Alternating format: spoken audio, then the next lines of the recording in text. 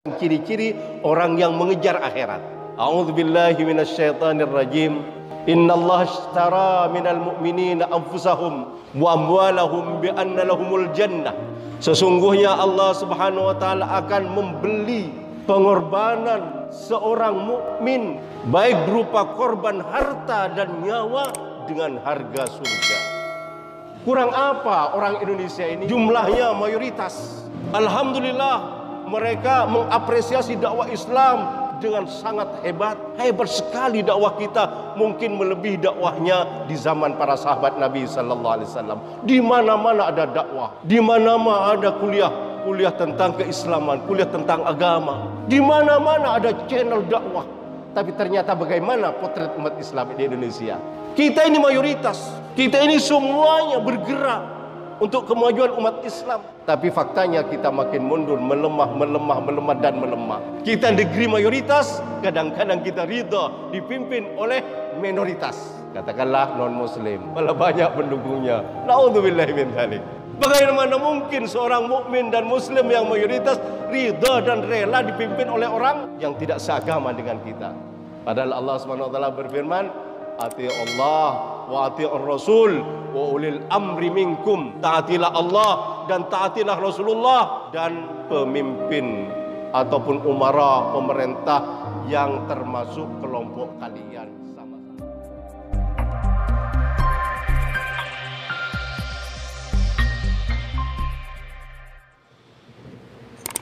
Bismillahirrahmanirrahim.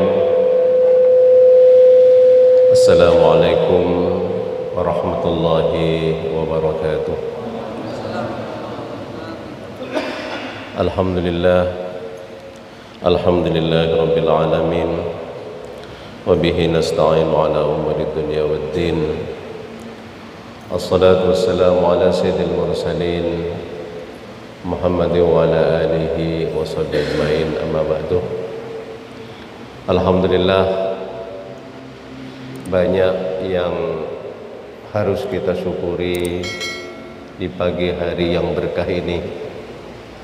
Alhamdulillah, kita bisa dipertemukan oleh Allah Subhanahu wa taala di tempat yang sangat mulia, yaitu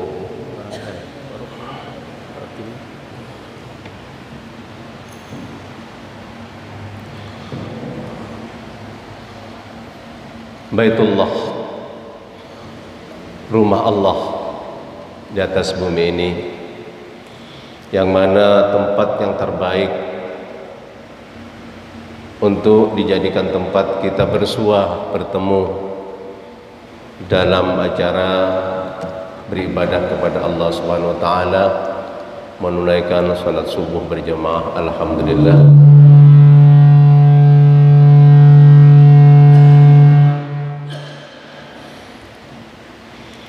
Alhamdulillah, betapa nikmat ini harus kita sadari dan harus kita nikmati dan kita rasakan dengan sebenar-benarnya. Karena tidak semua orang bisa menangkap manisnya nikmat pertemuan kita di subuh kali ini. Betul-betul kita merasakan nikmat. Kenapa kita merasakan nikmat? Karena Allah Subhanahu wa taala membuka tabir penutup pada pikiran, hati nurani kita. Mungkin banyak orang yang menganggap pertemuan yang seperti ini bukan sebuah kenikmatan besar, karena belum dibukakan oleh Allah Subhanahu wa taala tabir yang menutupi kepicikan dan yaitu keterbatasan rasa dan pikir mereka. Alhamdulillah, kita dibukakan oleh Allah Subhanahu wa taala dan kita dipertautkan. Mudah-mudahan ini merupakan bukti bahwasanya Allah Subhanahu wa taala menakdirkan kita untuk berkumpul dengan orang-orang yang baik di tempat yang baik. Karena Allah Subhanahu wa taala akan memberikan kemudahan-kemudahan sesuai dengan takdir kita. Jadi kalau kita ditakdirkan nanti untuk kembali ke hadirat Allah dengan situasi yang radiyatan mardiyah, yang diridai, insya Allah kita akan dimudahkan untuk menapak dan menjalankan apa yang telah ditetapkan oleh Allah dan menjalani jalan yang diridai oleh Allah Subhanahu wa taala. Ya, seperti saat ini, mudah-mudahan. Bapak-bapak, ibu-ibu, jamaah salat subuh yang berbahagia. Pada kali ini saya ingin menyampaikan firman Allah Subhanahu wa taala. A'udzu billahi minasyaitonir rajim. Laqad kana lakum fi Rasulillahi uswatun hasanah liman kana yarjullaha wal yawmal akhirah wa dzakarallaha katsira. Al-ayah. Yang artinya, kalau kita artikan secara bebas, sungguh Allah SWT telah mempermaklumkan kepada kita sekalian umat Islam bahwasanya Allah telah memberikan semacam permakluman, pengumuman bahwasanya contoh dan tauladan telah didaulat oleh Allah Subhanahu wa taala, yaitu Muhammad sallallahu alaihi wasallam. Kalau kita ungkap dengan kalimat yang lain, contohlah Muhammad dalam semua hal ihwal kehidupanmu.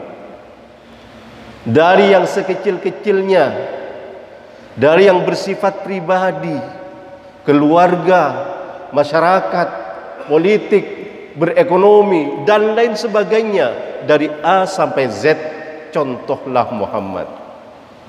Begitu kira-kira kalau kita bisa menerjemahkannya dengan cara bebas.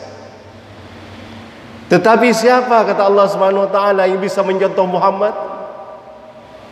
Mungkin banyak kita bisa mencontoh secara fisik.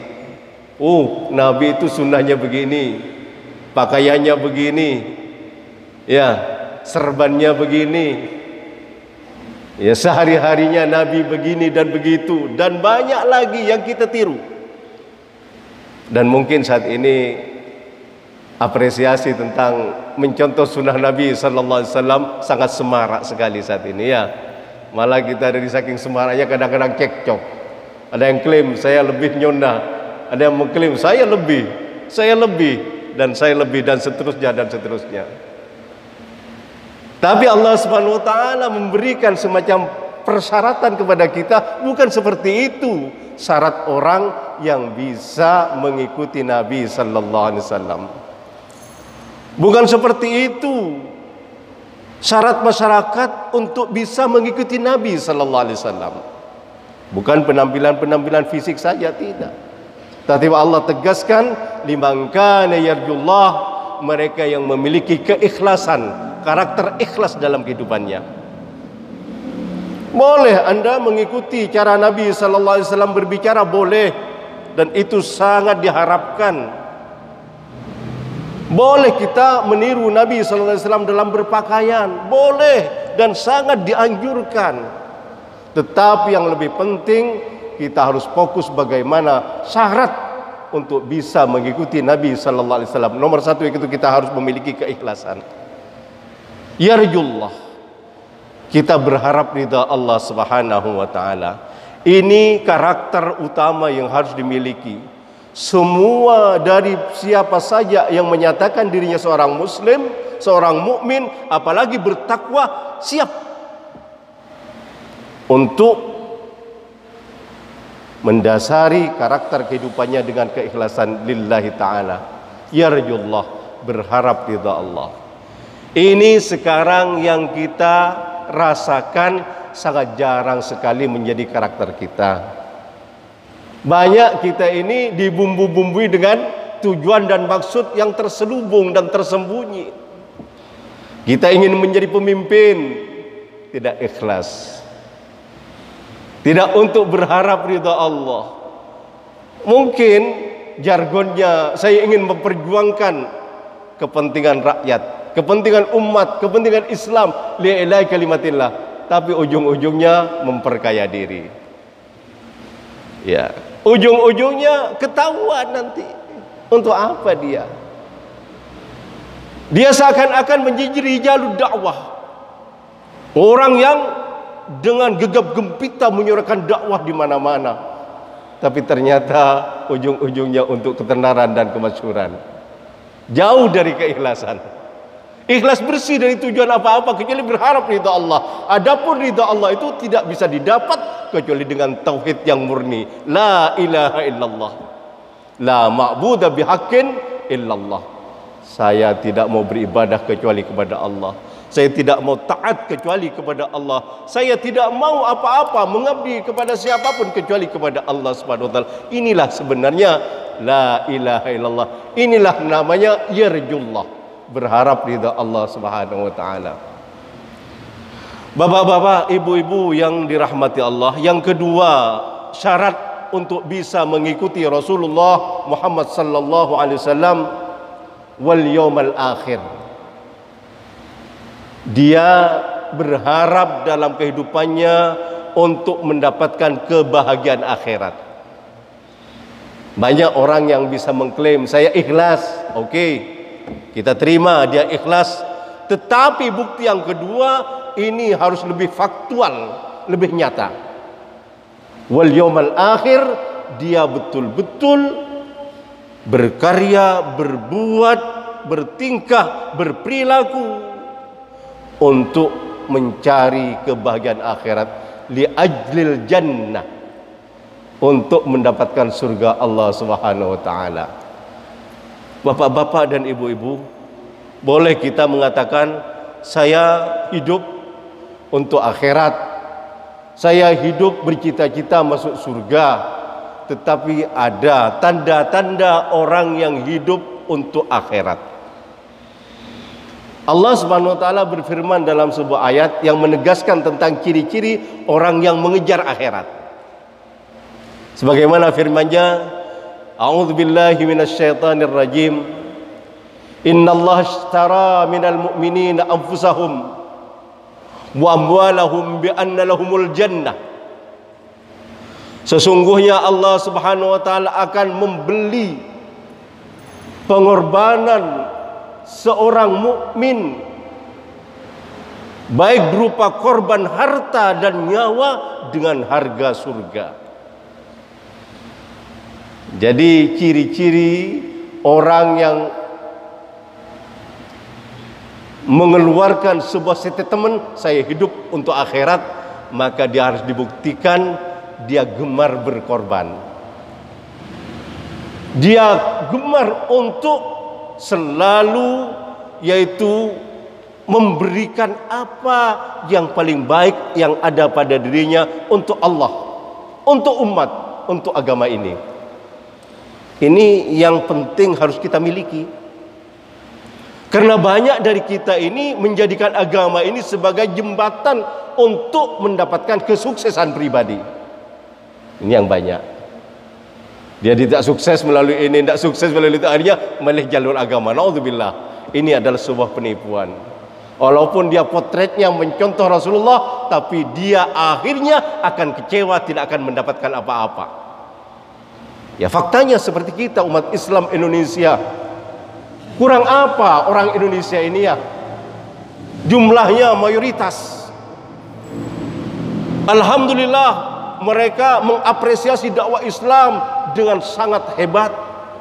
Hebat sekali dakwah kita, mungkin melebihi dakwahnya di zaman para sahabat Nabi sallallahu alaihi wasallam. Di mana-mana ada dakwah. Di mana-mana ada kuliah tentang keislaman, kuliah tentang agama. Di mana-mana ada channel dakwah. Tapi ternyata bagaimana potret umat Islam di Indonesia? Kita ini mayoritas. Kita ini semuanya bergerak untuk kemajuan umat Islam. Tapi faktanya kita makin mundur, melemah dan melemah. Kita negeri mayoritas, kadang-kadang kita ridha dipimpin oleh minoritas. Katakanlah non-muslim. Ya kan? Malah banyak pendukungnya. Naudzubillahi min dzalik. Bagaimana mungkin seorang mukmin dan muslim yang mayoritas ridha dan rela dipimpin oleh orang yang tidak seagama dengan kita? Padahal Allah Subhanahu wa taala berfirman, "Ati'ullah wa ati'ur rasul wa ulil amri minkum." Taatilah Allah dan taatilah Rasulullah dan pemimpin ataupun umara pemerintah yang termasuk kelompok kalian, sama-sama muslim. Bukan kebalikannya. Ya. Kita ini ya mungkin kalau hanya berpikirnya seperti katak dalam tempurung, maaf bapak-bapak ya, kita merasa jaya di daerah kita ya. Kita merasa jaya di kampung kita. Kalau cara pandang kita seperti katak dalam tempurung. Tapi kalau kita keluar sedikit saja ke Surabaya, ke Jakarta, di mana posisi umat Islam saat ini? Dalam bidang ekonomi kita jauh sekali dari orang-orang non-muslim. Padahal mereka pendatang. Ya, saya tidak akan menyulut kemarahan kita. Tidak, ini untuk introspeksi. Kenapa kita kalah? Malah ada kekayaan 3-4 non-muslim ya, 4 orang non-muslim ini melebihi kekayaan 100 juta umat Islam yang ada di Indonesia. Naudzubillah min dzalik. Kenapa ini terjadi? Ya, dalam bidang perpolitikan kita kalah jauh. Ya, Islam selalu dianaktirikan di negeri yang mayoritas ini. Dalam bidang apa saja. Dalam bidang pendidikan kita jangan bertanya. Kita ini paling belakang kalau kita mau reng-rengan, artinya urut-urutan. Yang terdepan adalah kelompok-kelompok non-Islam. Dalam bidang kedokteran kita kalah, dalam bidang teknologi kita kalah, dalam semua peran-peran duniawiah kita selalu menjadi buntut-buntut peradaban. Kenapa ini terjadi? Padahal kita mayoritas. Padahal faktanya, hadirin rahimakumullah, Islam datang, Al-Quran turun kepada Nabi kita Muhammad sallallahu alaihi wasallam di daerah yang sangat tandus gersang, di masyarakat yang sangat gelap gulita. Sangat gelap sekali masyarakat Arab di kala itu. Sangat jelek perangainya, sangat minus akhlaknya. Tetapi dalam hitungan tahun yang sangat singkat, dari manusia yang paling bejat menjadi manusia yang paling baik. Kuntum khaira ummah. Kalian ini adalah sebaik-baik umat, kata Allah Subhanahu wa taala dalam firman-Nya. Dalam waktu yang sangat singkat, seorang pimpinan besar Muhammad sallallahu alaihi wasallam memulai dari awal perjuangannya dan merasakan zaman keemasannya yang belum pernah dicapai oleh pemimpin manapun di atas bumi ini, belum pernah terjadi. Lah kenapa Islam di tangan kita ini kok tidak bisa memberdayakan umatnya? Ada apa? Nah disinilah sebenarnya permasalahannya. Kita tidak cukup syarat mencontoh Rasulullah sallallahu alaihi wasallam karena kita kurang pribadi-pribadi mukhlisin. Banyak dari kita ditunggangi oleh kepentingan pribadi, baik yang mengatasnamakan kelompok, baik yang mengatasnamakan lembaga, apalagi pribadi. Jarang kita mendapatkan pemimpin yang ikhlas. Dia ikhlas untuk memperjuangkan kalimat Allah. Contoh orang-orang ikhlas yaitu dia datang dengan segenap potensi dan dia keluarkan semua potensinya untuk kepentingan Allah, untuk kepentingan Rasulullah, untuk kepentingan Islam dan umatnya. Malah sebaliknya ya, ada kadang-kadang orang yang berjargon kita untuk memperjuangkan masyarakat, tapi ujung-ujungnya mereka hanya cuap-cuap belaka. Setelah sekian lama ternyata mereka hanya memperbesar pundi-pundi pribadi dan keluarganya. Na'udzubillah min dzalik. Ini fakta yang terjadi di Indonesia. Maka dari itu Islam di tangan kita ini tidak bisa memberdayakan umatnya, bahkan ada kecenderungan al-Islamu mahjubun bil muslimin. Ini fakta di Indonesia. Kebesaran Islam itu tertutupi oleh tingkah laku umat Islam itu sendiri. Islam sebenarnya ya'lu wa la yu'la alih, tinggi dan tidak ada nilai lebih tinggi dari Islam. Siapapun disentuh oleh nilai Islam, dia akan berdaya. Siapapun disinari oleh cahaya Islam, dia akan hebat. Contohnya yaitu periode sahabat, generasi yang paling durhaka, generasi yang paling bejat, generasi yang paling gelap. Dalam hitungan tahun yang tidak terlalu lama, mereka yang bejat disulap menjadi mereka yang terbaik di zamannya dan terbaik untuk seluruh umat manusia, menjadi contoh dan tauladan sampai saat ini. Subhanallah, ini fakta. Yang kedua, ciri-ciri orang yang menginginkan akhirat, bapak-bapak dan ibu yang diberkahi Allah Subhanahu wa taala, yaitu mereka yang ahli berjuang. Satu ciri-ciri orang yang menginginkan akhirat itu adalah mereka yang ahli berkorban. Ya, berkorban artinya dia selalu tangan di atas. Ini mental. Kalau mental orang Indonesia kan senengnya mendapatkan, ya kan? Walaupun dia kaya, tatkala dia tidak mendapat bagian, maunya mereka marah. Ini mental yang sangat betul-betul harus kita kritisi habis-habis. Ini mental kemunduran. Jadi tatkala masyarakat mentalnya ingin mendapatkan, bukan mentalnya ingin berkorban dan memberi, ini mental daripada kemelaratan, ini mental daripada kemunduran. Tatkala kita mendapatkan ciri-ciri masyarakat yang seperti ini, kita akan mundur. Kita akan menjadi pecundang. Kita akan menjadi generasi yang kalah. Kenapa? Karena kita sukanya menerima. Orang menerima itu secara psikologi, dia orang yang selalu memiliki psikologi rendahan, psikologi yang kalah. Tidak. Islam menginginkan kita tangan yang di atas. Al-yadul ulya khairum minal yadis sufla. Tangan yang di atas lebih baik daripada tangan di bawah. Wabda biman ta'ul, kata Rasulullah. Mulai dari orang yang terdekat kepada kalian. Artinya jadilah kalian di mana kalian berada, kalian harus menjadi orang yang ahli berkorban. Ini yang minus di Indonesia. Ya, ustadz yang ahli berkorban, pendidiknya pendidik yang ahli berkorban, dosennya dosen yang ahli berkorban, bukan orang yang ahli cari korban. Kita banyaknya orang cari korban, ya kan? Jadi ilmuwan yang cari korban. Jadi profesor yang jadi korban. Gimana kita akan maju kalau cara pandangnya bukan untuk berkorban dan berjuang? Tidak mungkin kita maju. Biarlah kita sulap tingkah laku kita seperti Nabi, gabis kita seperti Nabi, ya, cara makan kita seperti Nabi, dari A sampai Z seperti Nabi, tapi kita minus keikhlasan, minus semangat berkorban, minus semangat berjuang, maka hayhata an-nahsul ilal maqsad. Mustahil kita akan mencapai tujuan. Kita akan kalah terus kalau kita mentalitasnya mentalitas pecundang. Ciri orang-orang yang ingin mendapatkan akhirat, hamba Allah yang mulia, Allah SWT sebutkan dalam sebuah ayat, am hasibtum an tadkhulul jannata walamma ya'tikum mathalul ladzina khalau min qablikum massathumul ba'sa wad-dharra wa zulzilu hatta yaqula ar-rasul wal ladzina amanu ma'ah mata nasrullah ala inna nasrallahi qarib.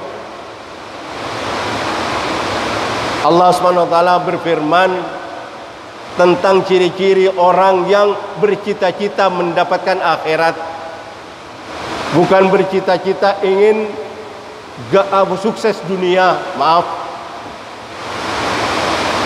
Jadi kita dihidupkan oleh Allah di dunia ini, yang kita cita-citakan dan kita damba-dambakan kita sukses akhirat.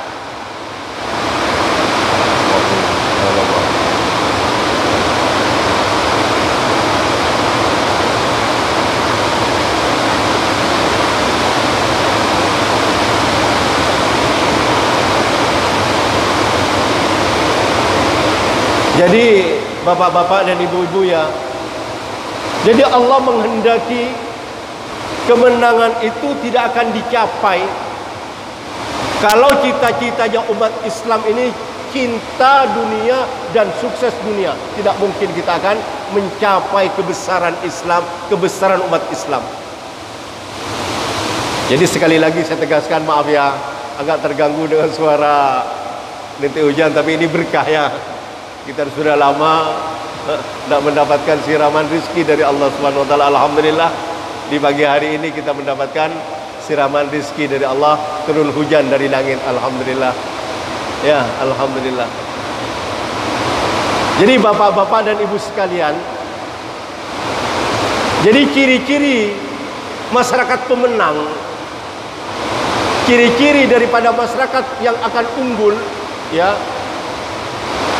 ini menurut Allah Subhanahu wa taala, dia tidak bertujuan untuk sukses dunia, tapi dia pasti sukses dunia. Tidak bertujuan sukses dunia, tapi pasti dia sukses dunia. Apa maksudnya? Maksudnya dia bangun cita-citanya untuk kebahagiaan akhiratnya. Dia bangun keinginannya untuk mendapatkan surga Allah Subhanahu wa taala.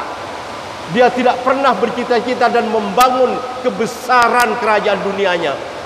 Tapi yang seperti ini akan melahirkan spontanitas kekuatan dunia yang tidak akan tertandingi.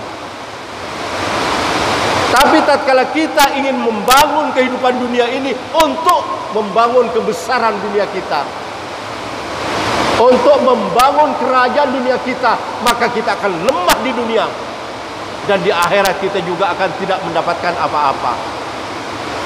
Ini yang terjadi kepada umat Islam saat ini. Yang sangat miris sekali bapak-bapak dan ibu-ibu sekalian. Sekali lagi saya katakan, agama ini dijadikan alat hanya untuk meraih sukses dunia. Na'udzubillahi min dzalik. Maka pasti orang itu akan kecewa. Apapun penampilannya, pasti akan kecewa.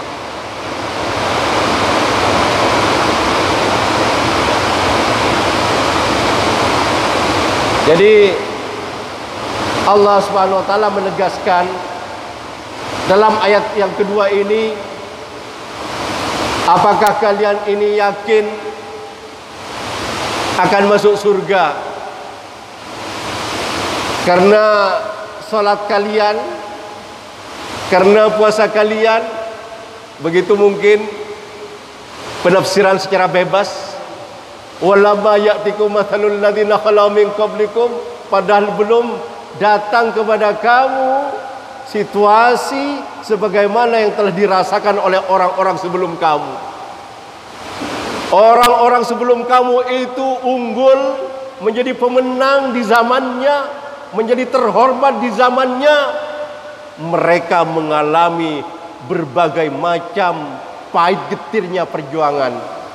Masathumul ba'sa, mereka merasakan kelaparan yang sangat betul-betul mencapai titik puncak. Mereka sakit sekali karena perjuangan mempertahankan akidah Islam. Karena berjuang li'ilahi kalimatillah, mereka habis-habisan. Waddarra, mereka mendapatkan kesulitan yang sangat amat. Wazulzilu, bahkan mereka digoncangkan, banyak yang dibunuh, banyak yang dibunuh. Tetapi mereka tetap konsisten dengan keyakinan mereka, sampai Rasul dan orang-orang yang beriman bersamanya berseru kepada Allah, "Mata nasrullah ya Rasul?" Kapan pertolongan Allah akan datang? Kita sudah dalam titik puncak ini. Kita lapar, kita haus, kita digoncangkan dengan berbagai macam ujian dan cobaan. Ala inna nasrallahi qarib. Tenang, kata Rasulullah, pertolongan Allah, kemenangan sudah dekat menyongsong kita. Subhanallah.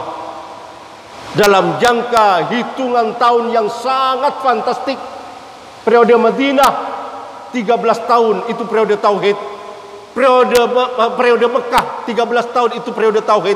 Periode Madinah 10 tahun itu adalah periode pengembangan dakwah. Subhanallah, dalam jangka waktu 23 tahun Islam bisa menyulap manusia yang paling bejat menjadi manusia yang paling baik. Negeri yang paling gelap menjadi negeri yang paling terang benderang. sehingga Yastrib dirubah menjadi Al-Madinatul Munawwarah, kota yang disinari oleh cahaya akhlak dan budi pekerti yang mulia, kota yang disinari dengan akhlak yang mulia, kota yang disinari dengan manusia-manusia pilihan. Manusia-manusianya selalu mencitrakan manusia yang paling terdepan dalam pengorbanan, manusia yang paling terdepan dalam perjuangan. Kalau ditanya siapa mereka, ana mujahid. Tiap mereka ditanya siapa laki-laki, dia mujahid, dia pejuang. Bukan seperti kita ini adalah generasi yang memang menjadi generasi yang selalu dikalahkan, karena kita menjadi generasi yang selalu tangan di bawah.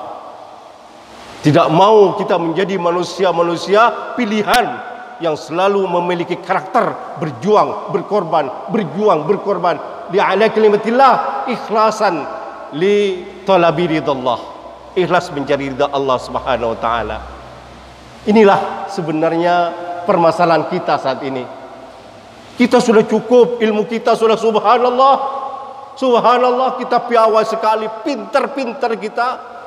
Yang hafal hadis jutaan, yang hafal Quran jutaan, lembaga pesantren jutaan, kita ini sudah banyak sekali. Lembaga-lembaga Islam, tetapi kenapa kita tidak bisa menyongsong kemenangan Islam, kemenangan umat Islam? Kenapa kita selalu menjadi buntut-buntut daripada peradaban?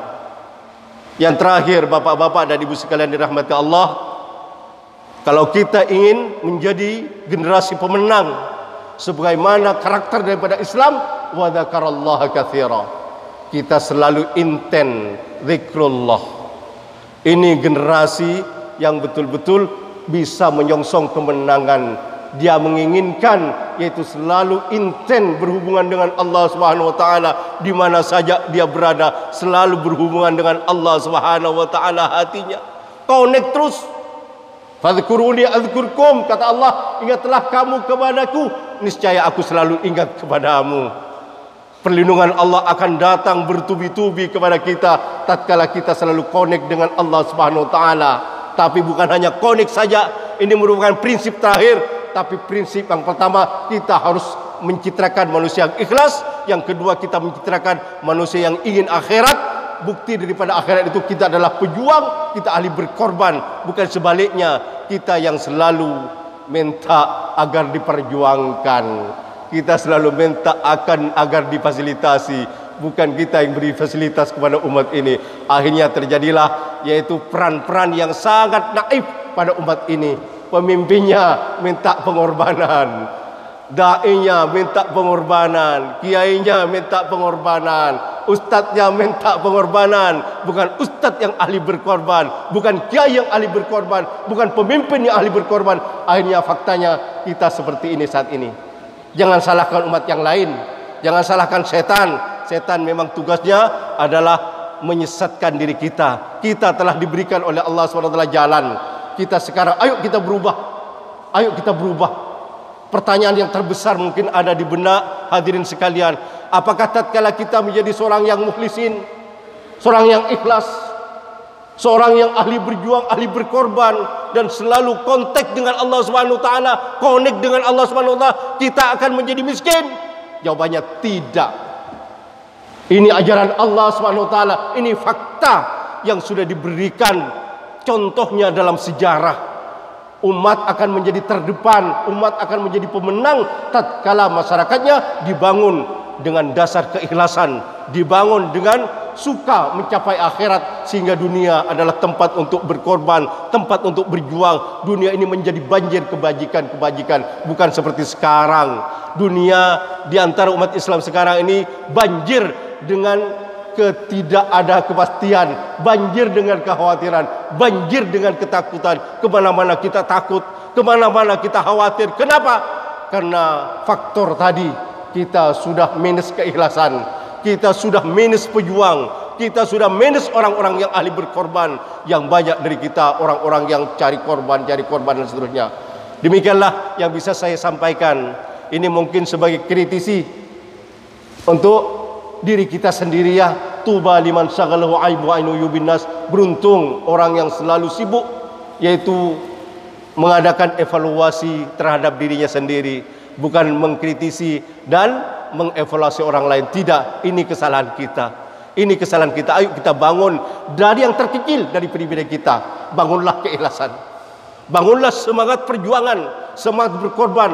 Bukti daripada kita cinta akhirat. Dan terakhir, kita selalu connect dengan Allah Subhanahu wa taala di mana saja, agar Allah selalu melimpahkan rahmat-Nya kepada kita. Demikianlah yang bisa saya sampaikan. Mudah-mudahan pagi hari ini menjadi pagi yang berkah dan kita diberkahi oleh Allah Subhanahu wa taala, dan apa-apa yang kita pelajari hari ini mendapatkan ridha dari Allah Subhanahu wa taala. Amin ya rabbal alamin. Wallahu minkum. Wassalamualaikum warahmatullahi wabarakatuh.